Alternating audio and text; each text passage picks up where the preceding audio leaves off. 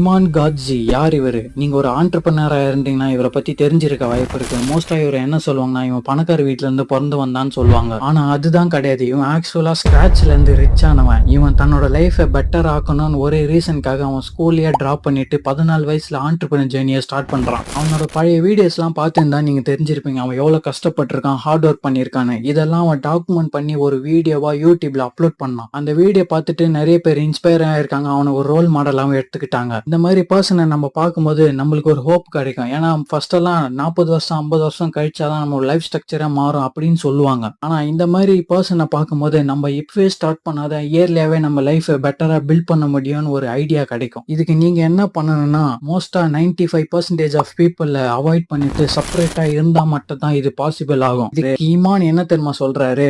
Right mind set and guidance இருந்தாலே போதும். யாரா இருந்தாலும் இப்போ இருக்கிற லைஃப் சர்க்கம்ஸ்டன்ஸ்